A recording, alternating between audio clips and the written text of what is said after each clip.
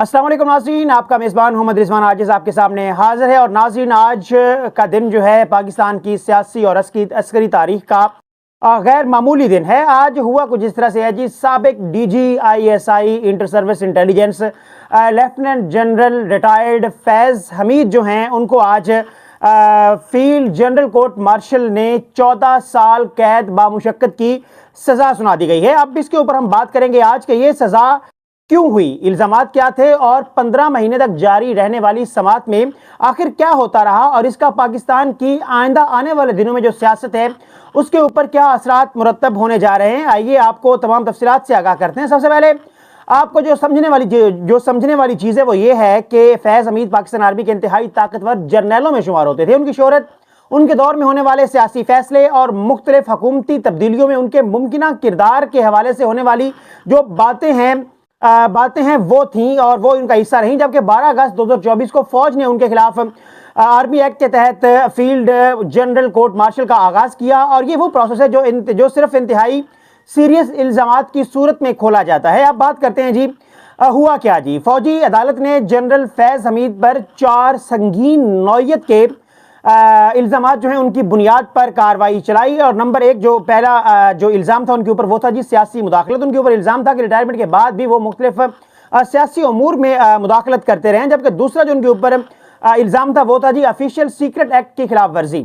یہ وہ ایکٹ ہوتا ہے جس میں انتہائی حساس معلومات جو ہیں ان کو کسی بھی طریقے سے ڈسکلوز کیا جاتا ہے، لوگوں کو بتایا جاتا ہے، یا کہیں پر بھی ایسی جگہوں پر اسے ظاہر کیا جاتا ہے جس سے ملکی سالمیت کو نقصان پہنچ سکتا ہے۔ تیسرا اختیارات اور سرکاری وسائل کا بے دریغ اور غلط استعمال۔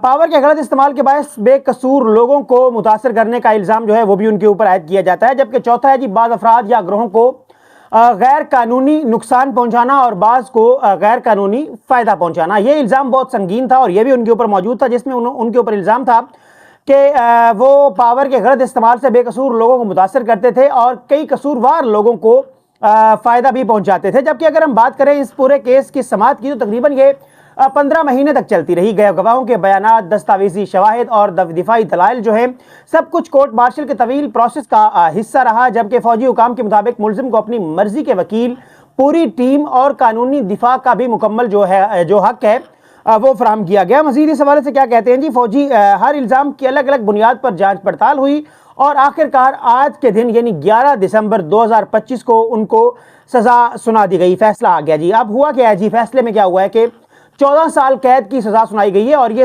سزا جو ہے معمولی نہیں ہے، بلکہ یہ پاکستان کی عسکری اور سیاسی تاریخ میں ایک انتہائی غیر معمولی فیصلہ ہے۔ فیض حمید کو قانونی طور پر یہ ایسا نہیں ہے کہ سزا کے بعد ان سے تمام حقوق جو ہیں وہ ان کے ضبط کر لیے گئے ہیں۔ ان کو قانونی حق دیا گیا ہے کہ وہ متعلقہ فورمز پہ اس سزا کے خلاف اپیل کر سکتے ہیں، اور آنے والے دنوں میں اپیل کا پروسیس شروع ہونے کی توقع بھی کی جا رہی ہے۔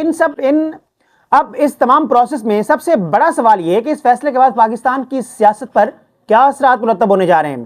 ایک ایسا جرنیل جو کبھی سب سے زیادہ طاقتور حلقوں میں شمار ہوتا تھا آج جیل میں پہنچ چکا ہے۔ حکومت اسے قانون کی بالادستی قرار دے رہی ہے، جبکہ کئی سیاسی حلقوں کا کہنا ہے کہ یہ احتساب نہیں بلکہ طاقت کے توازن کی نئی تشکیل ہے۔ اور کچھ لوگ یہ بھی پوچھ رہے ہیں کہ کیا اس فیصلے کے بعد دیگر بڑی جو سیاسی اور عسکری شخصیات ہیں ان کے اوپر بھی ہاتھ ڈالا جائے گا۔